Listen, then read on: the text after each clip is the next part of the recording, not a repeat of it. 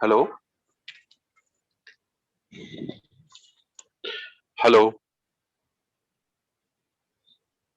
Good afternoon, class. Am I audible to all of you?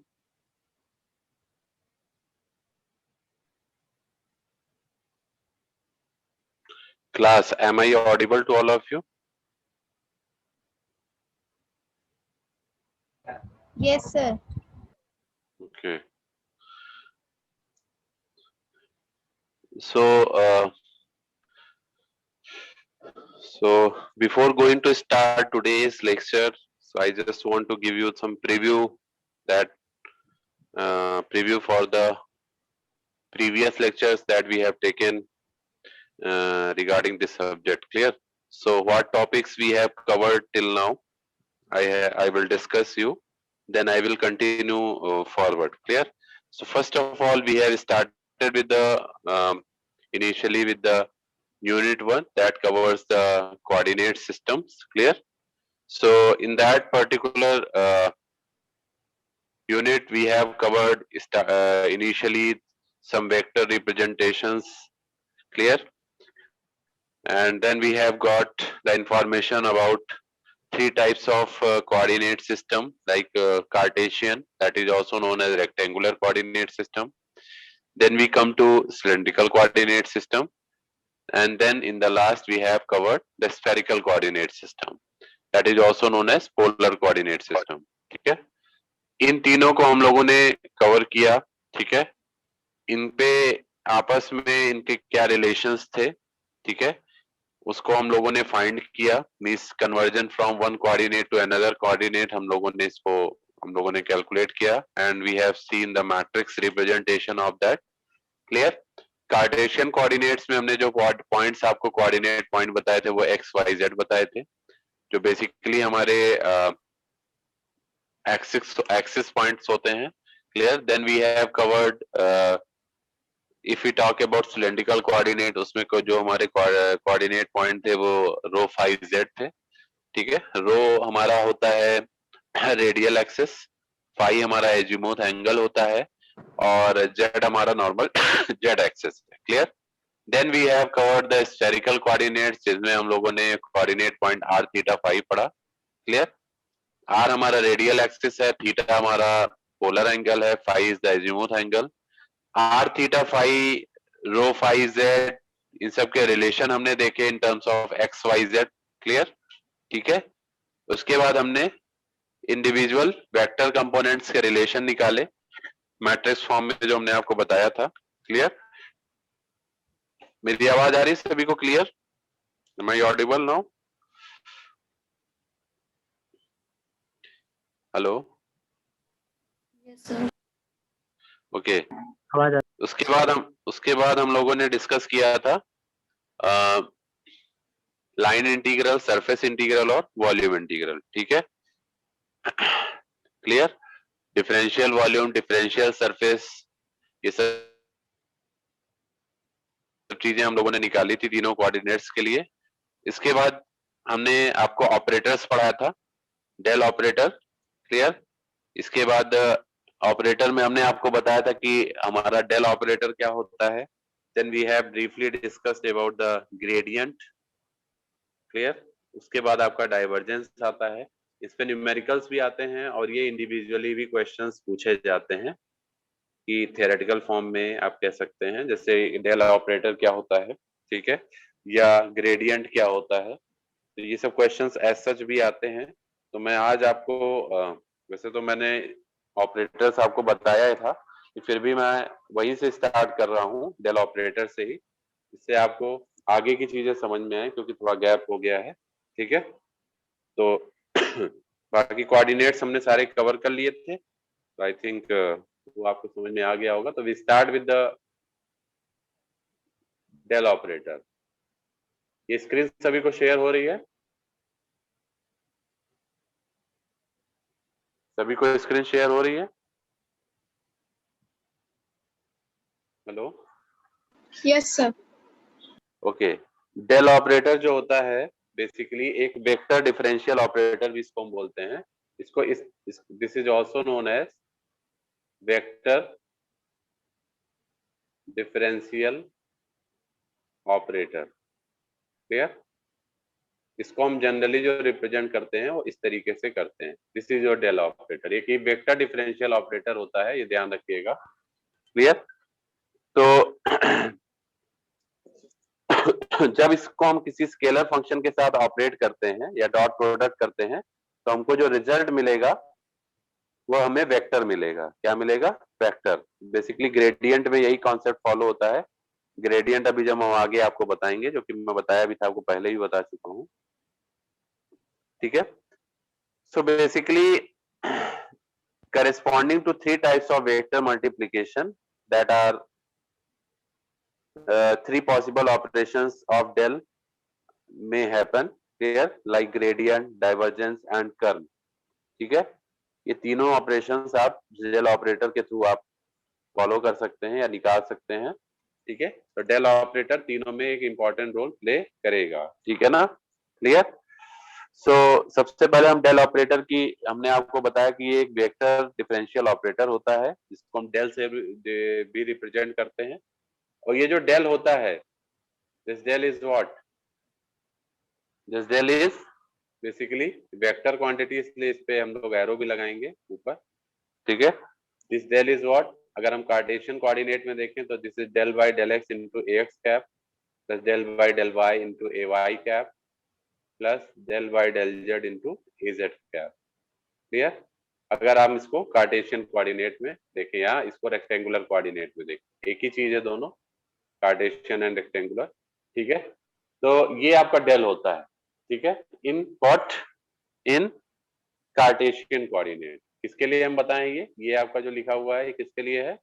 This is for Cartesian coordinate. ठीक है? Cartesian coordinates में आपको पता है कि एक्स वाई जेड पॉइंट होते हैं। ठीक है? अगर हम यही चीज सिलेंड्रिकल कोऑर्डिनेट में लिखेंगे तो क्या हो जाएगा बताइए? सिलेंड्रिकल कोऑर्डिनेट में ये आपको याद रखना पड़ेगा कि डेल ऑपरेटर तीनों कोऑर्डिनेट्स में क्या होता है। ठीक है? क्योंकि इसका यूज आपको आगे होगा, तो ये आपको याद रखना पड़ेगा। सिलेंड्रिकल, स्पेशली सिलेंड्रिकल और स्फेरिकल आपको याद रखने पड़ेंगे, क्योंकि वहां बच्चे ज्यादा गलती करते हैं। सिलेंड्रिकल कोऑर्डिनेट में रो फाई जेड हमारे क्या होते हैं? कोऑर्डिनेट पॉइंट होते हैं। तो उसके टर्म में हम रिप्रेजेंट करेंगे del by del rho into rho cap plus 1 by rho del by del phi into phi cap plus del by del z into Z cap. Are you getting my point? ये cylindrical coordinate में होगा और ये Cartesian coordinate में, del operator. ठीक है? इसके बाद जो नेक्स्ट है आपका स्फेरिकल कोऑर्डिनेट्स में है। ठीक है? तो स्फेरिकल कोऑर्डिनेट्स में अगर हम देखें, हेलो, मेरी आवाज आ रही है? Yes sir. स्फेरिकल कोऑर्डिनेट्स में अगर हम देखें तो हम इसी डेल ऑपरेटर को कैसे रिप्रेजेंट करेंगे? डेल इज इक्वल टू, क्योंकि आर थीटा फाई हमारे कोऑर्डिनेट पॉइंट हो जाएंगे, del by del r into r cap plus 1 by r del by del theta into theta cap plus 1 by r sine theta del by del phi into phi cap. ये हमारा हो गया del operator spherical coordinate में। ठीक है? Clear? तो पहले हमने आपको डेल ऑपरेटर की डेफिनेशन बताई, इसके बाद डेल ऑपरेटर हमने आपको बताया क्या होता, मतलब कैसे तीनों कोऑर्डिनेट्स में हम इसको रिप्रेजेंट करते हैं। ये तीनों आपको याद रखने होंगे डेल ऑपरेटर्स। ठीक है? तीनों कोऑर्डिनेट्स के लिए। अब जो नेक्स्ट हमारा टर्म है ग्रेडियंट,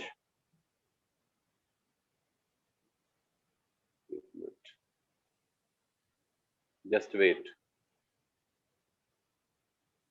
नेक्स्ट जो हमारा टर्म है वो है gradient.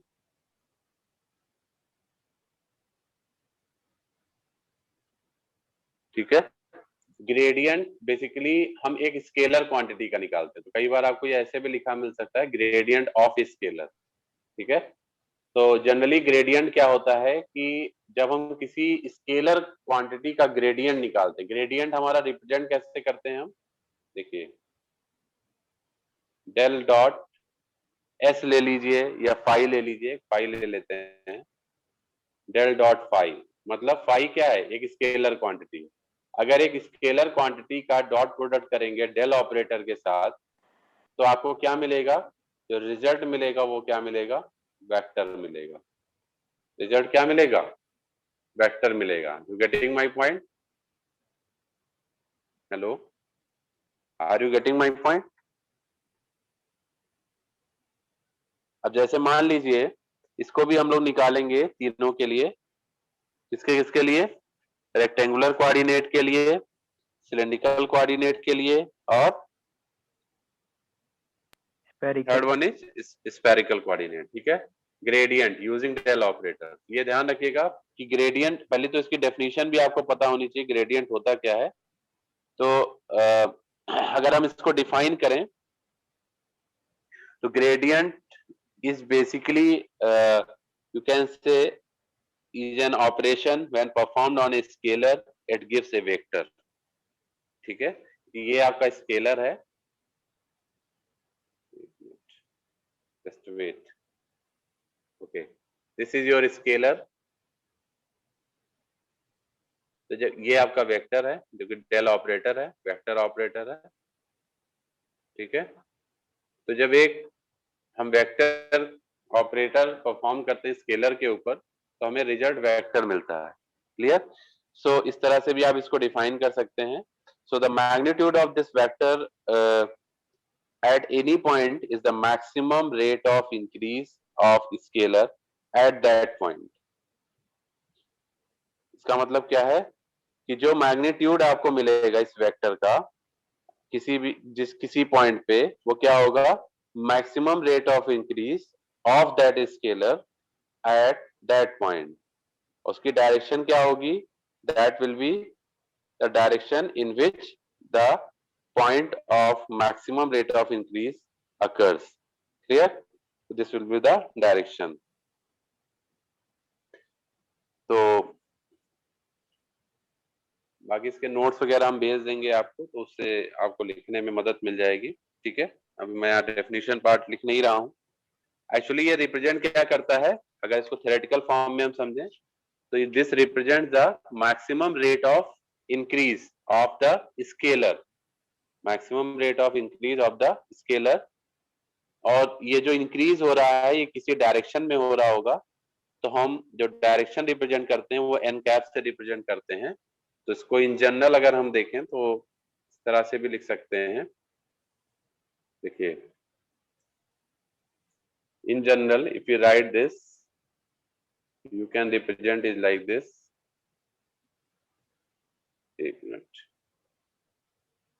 Gradient of phi is equal to del phi by del n into n cap।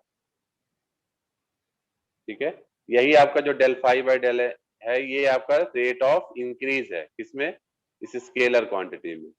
इसकी जो डायरेक्शन होगी, किस डायरेक्शन में इंक्रीज करेगा, ये this is the direction n cap। ठीक है, this is the theoretical definition of this. Clear? अब हम लोग इसको कैलकुलेट करेंगे।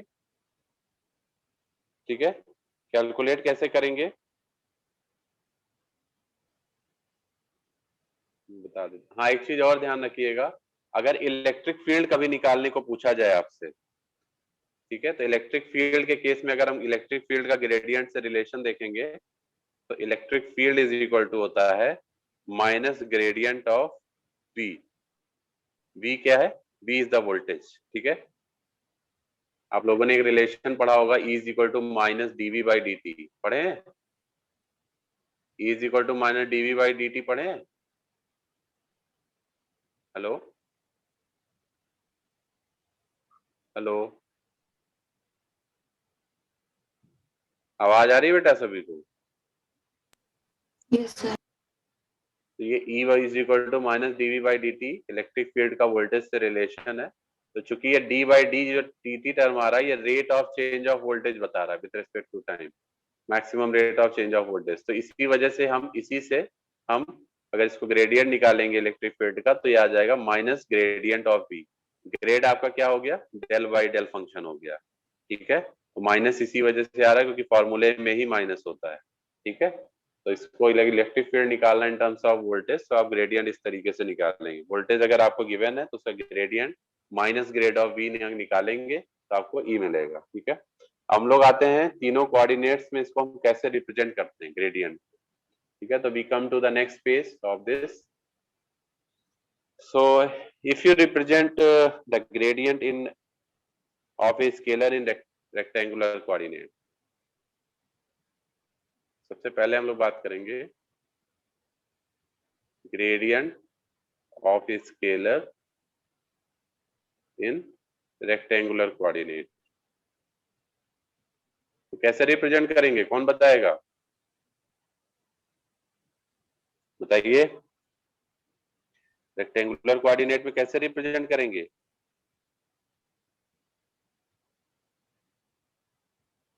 हेलो, कोई बताएगा? अभी हमने बताया ना कि एक स्केलर क्वांटिटी ले लें हम, अगर उसको तो देखिए एग्जैक्टली क्या है। Suppose we have taken a scalar quantity,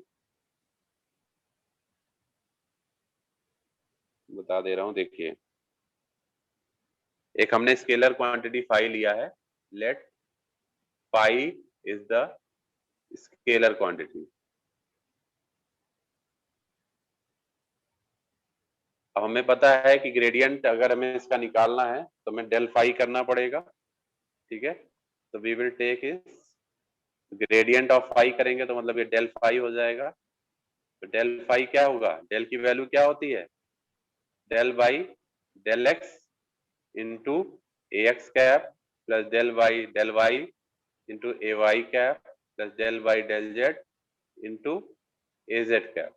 यही तो होता है डेल ऑपरेटर, अभी पीछे बताया था। इसको हम किससे मल्टीप्लाई कर रहे हैं, पाई से कर रहे हैं। पाई हमारा क्या स्केलर क्वांटिटी है। ठीक है, इज इट क्लियर? तो अगर आप इसको देखेंगे तो ये आ जाएगा del by del x pi into a x cap plus del by del y pi into a y cap plus del by del z pi into a z cap. ये आपको क्या मिल जाएगा, डेल डॉट फाइव, सॉरी यहाँ पे नहीं आएगा, ये del dot five मिल जाएगा। क्लियर?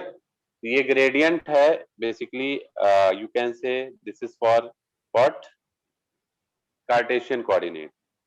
ठीक है, this is for Cartesian coordinate. ठीक है ना, समझ में आ रहा है ये? ऐसे ही अगर हम इसको सिलेंड्रिकल कोऑर्डिनेट में निकालेंगे, means gradient of a scalar in cylindrical coordinate. Cylindrical coordinate में आप निकालेंगे तो क्या आ जाएगा, सिलेंड्रिकल कोऑर्डिनेट में हमें निकालने के लिए क्या करना पड़ेगा इसमें, बताइए।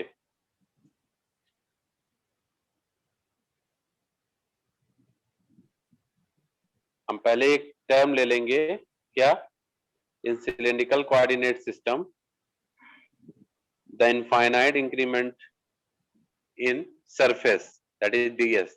ठीक है, तो लेट, या ऐसे लिखिएगा, इन cylindrical coordinate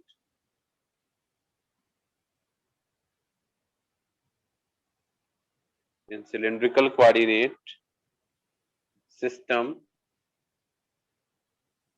comma the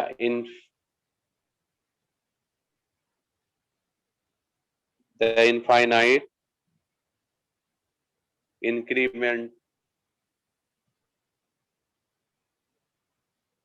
increment ds may be written as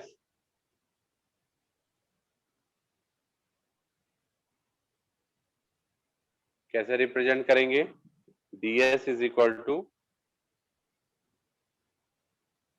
del S by del rho into D rho plus del S by del phi into d phi plus del s by del z into dz। ठीक है, clear?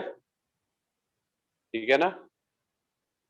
अब हम इसको इस तरह से भी लिख सकते हैं ds को, अगर हम देखें तो del s by del rho into rho cap plus del s by del phi into phi cap plus del s by del z into z cap, और बाहर डॉट प्रोडक्ट लगा के D rho rho cap plus D phi phi cap plus D Z Z cap. ऐसा लिख सकते हैं कि नहीं लिख सकते हैं, बताइए?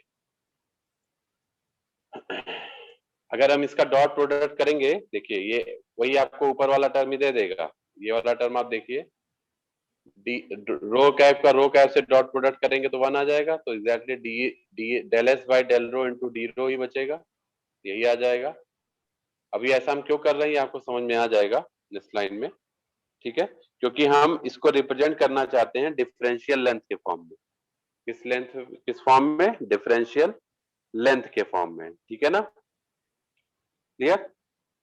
डीएल जो डिफरेंशियल लेंथ हमने आपको निकलवाया था, differential length, differential surface area, differential volume, ये सब हमने आपको बताया था तीनों कोऑर्डिनेट्स में, ठीक है? तो उसी फॉर्म में हम इसको रिप्रेजेंट करना चाहते हैं, that's why we have done this work, ठीक है? आवाज आ रही सभी को? हेलो, आवाज आ रही है बेटा सभी? आ रही ठीक है,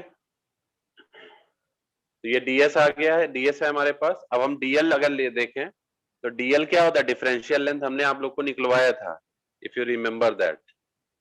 डिफरेंशियल लेंथ हमने आपको बताया था कि क्या होता है, तीनों कोऑर्डिनेट्स में हमने आपको बताए थे डिफरेंशियल लेंथ। तो क्या होता है, कौन बताएगा डिफरेंशियल लेंथ क्या होता है सिलेंड्रिकल कोऑर्डिनेट?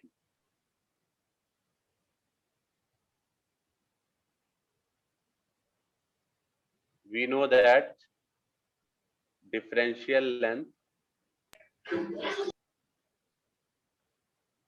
देखा पीछे की चीजें को आपको याद रखना पड़ेगा, इसमें मैथमेटिक्स बहुत है।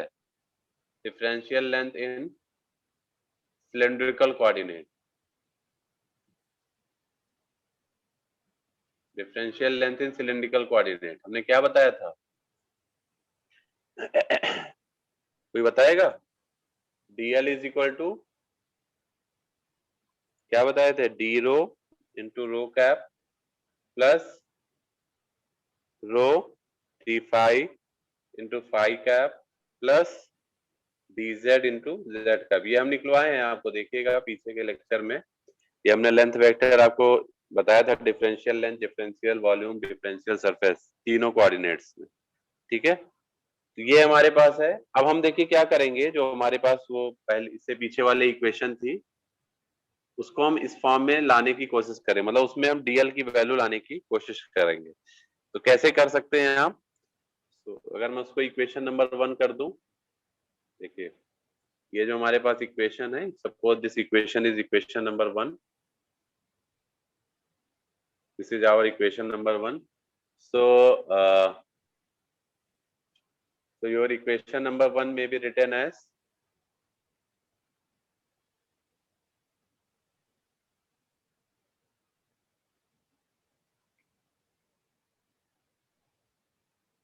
इक्वेशन 1 में भी रिटर्न एज व्हाट? कैसे लिख सकते हैं इक्वेशन 1 को? Your equation 1 is ds is equal to del s by del rho, ठीक है, into D rho plus 1 by rho del s by del phi into rho D phi plus del s by del z into d z, ठीक? अब आप यहाँ पे देखेंगे ये रो से हमने डिवाइड कर दिया, रो से मल्टीप्लाई कर दिया उसी इक्वेशन, तो कोई फर्क तो पड़ेगा नहीं, ठीक है? क्लियर? से कोई फर्क तो पड़ेगा नहीं, बताइए?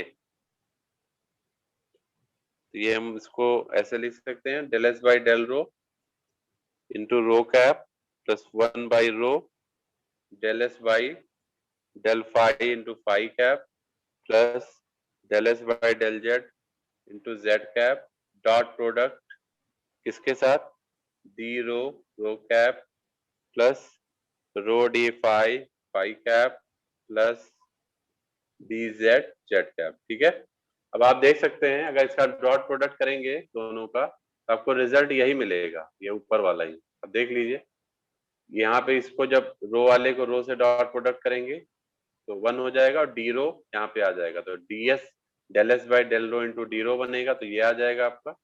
सेकेंड वाले का सेकेंड वाले से करेंगे तो आपको ये वाला टर्म मिल जाएगा, थर्ड वाले का थर्ड वाले से करेंगे तो ये वाला टर्म मिल जाएगा। ठीक है, तो कोई चेंज नहीं आ रहा है, बस हमने इसको दो पार्ट में ब्रेक किया। अब आप यहाँ पे देख सकते हैं ये जो हमारा टर्म है यही क्या है, ये डिफरेंशियल लेंथ है। देखिए इसको हम डिफरेंशियल लेंथ इसीलिए ब्रेक किया है इस तरह से, इसको हम डीएल लिख सकते हैं ना डिफरेंशियल लेंथ के फॉर्म में। ये और ये वाला जो टर्म है वो क्या है, ये आपका ग्रेडियंट है। ये क्या है बेटा, ग्रेडियंट, तो ये हो जाएगा del dot s, this is your gradient. इस एस आपका जो है वेक्टर नहीं स्केलर क्वांटिटी है, ध्यान रखिए। ठीक है, तो del dot s dot dl, ये आपका आ गया क्या, डीएस। ठीक है, क्लियर हो रहा है ये, hello.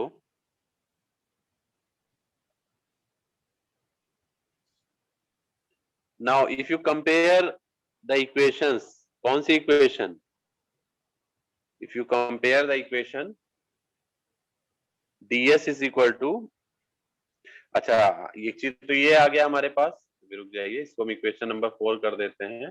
Now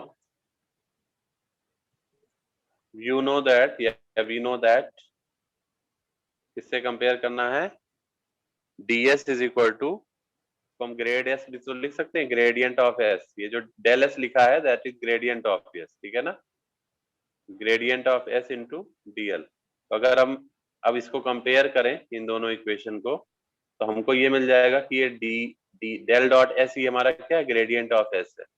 is it clear, तो कह सकते हैं हम लोग gradient of s is equal to del dot s, और इसकी वैल्यू क्या है, ये है ये। ठीक है ना, that is what, del S by del rho into rho cap plus 1 by rho del S by del phi into phi cap plus del S by del z into Z cap. ये आपका आ गया gradient इस case में cylindrical coordinate. ठीक है, clear हो रहा है ये, बताइए।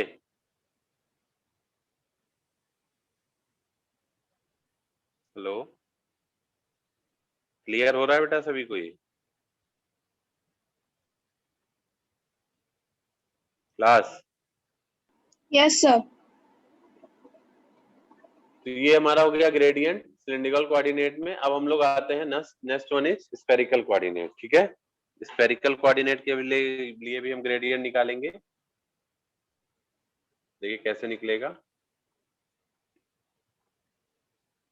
Gradient of scalar in spherical coordinate. Procedure पूरा सेम रहेगा जो सिलेंड्रिकल में आपने फॉलो किया है, बस पॉइंट्स चेंज हो जाएंगे, कोऑर्डिनेट पॉइंट। यहाँ कोऑर्डिनेट पॉइंट क्या हो जाएंगे, आर थीटा और फाई। ठीक है, तो हमें पता है, again we start with the ds, clear, that is the in spherical coordinate system you may represent the infinite increment in ds। तो हम सबसे पहले ये लिखते हैं, so infinite increment in ds may represent as, may be represented as, कैसे represent कर सकते हैं, ds is equal to del s by del r into what, dr plus del s by del theta into d theta plus del s by del phi into what, C5। Clear? ये हो गया equation number 1। ठीक है, अब हम क्या करेंगे, देखिए इसमें हमें क्या करना है। नाउ इसको हम लोग ऐसे भी लिख सकते हैं, ds इज इक्वल टू, जैसे हमने पीछे ब्रेक किया था सिलिंड्रिकल में, del S by del r into r cap plus del S by del theta into theta cap plus del S by del phi into phi cap dot what d r into r cap plus D theta into theta cap plus D phi into phi cap. इससे देखिए कोई फर्क नहीं पड़ेगा इसका, dot product करेंगे same values का r cap से तो 1 ही हो जाएगा। ठीक है, कोई दिक्कत नहीं है इसमें। क्लियर? समझ में आ रहा है? अब इसके बाद हम इसमें भी डिफरेंशियल लेंथ हमें पता है, हम स्फेरिकल कोऑर्डिनेट में भी आपको डिफरेंशियल लेंथ बताए थे। Now we know that the differential length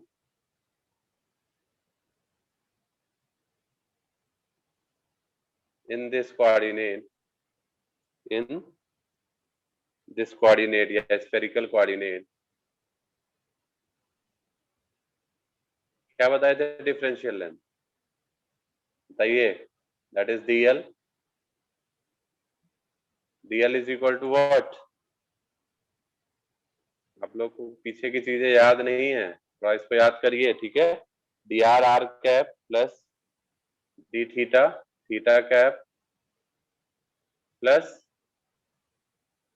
are sine theta, बताइए R sine theta D phi phi cap. ठीक है, R sine theta D phi into phi cap. तो अब हमें क्या करना है, इक्वेशन नंबर 1 को हम ब्रेक करेंगे और उसको हम डीएल के फॉर्म में रिप्रेजेंट करेंगे। ठीक है, यही हम काम करेंगे। तो अगेन जैसे हमने वहां किया था, तो इक्वेशन नंबर 1 हमारे पास ये है, इसको हम ऐसा बनाएंगे कि हम उसमें डीएल को भी लिख सकते हैं। नाउ इक्वेशन 1 में बी रिटन एज, इक्वेशन 1 को हम कैसे लिख सकते हैं? देखिए ds इज इक्वल टू, कैसे लिख सकते हैं बताइए? आप लोग कुछ बोल नहीं रहे हैं, बड़ी दिक्कत, समझ में नहीं आ रहा है क्या बेटा किसी को? हेलो, इक्वेशन 1 को कैसे लिख सकते हैं? Del S by del r into d r plus 1 by r del S by del theta into r d theta plus 1 by r sine theta del s by del phi into r sine theta D phi. ठीक है, ये हमारा ये DS है। Equation number 2 में are d theta theta cap होगा शायद, second term.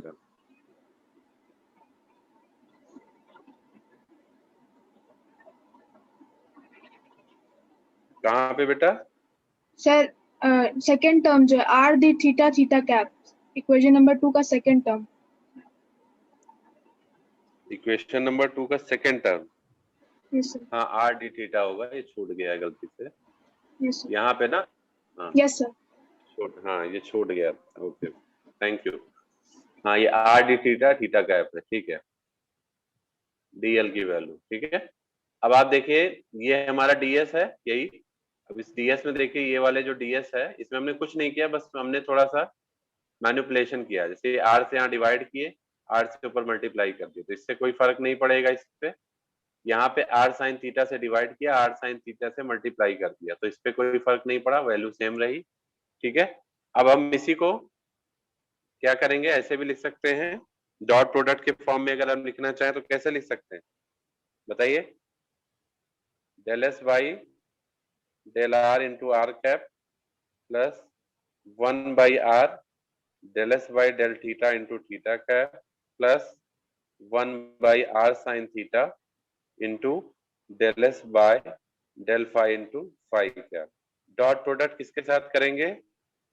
dr dot product किसके साथ करेंगे? dr into r cap plus r d theta into theta cap plus r sin theta d phi into phi cap। अब देखिए इसका जब डॉट प्रोडक्ट करेंगे तो क्या कोई फर्क पड़ेगा बेटा वैल्यू पे? बताइए, ये जो ऊपर वाली वैल्यू से कोई फर्क पड़ेगा? कोई फर्क नहीं पड़ेगा, ठीक है ना। और इसका हमने ऐसा क्यों किया है? क्योंकि हमें इससे क्या मिल जाएगा? लेंथ वेक्टर मिल जाएगा, है ना, इन टर्म्स ऑफ लेंथ वेक्टर। अब हम देखिए इसको लिख सकते हैं डीएल, ये हमारा पूरा डीएल है, दिस इज योर डीएल। और ये आपका क्या है? ये ग्रेड ऑफ एस है। क्या है ये? ग्रेड ऑफ एस, जिसको हम ग्रेडियंट ऑफ एस बोलते हैं, ठीक है, या इसको डेल एस भी बोल सकते हैं आप। तो हमें जो पूरा डीएस मिल जाएगा, यहां लिख देता हूं, एक मिनट,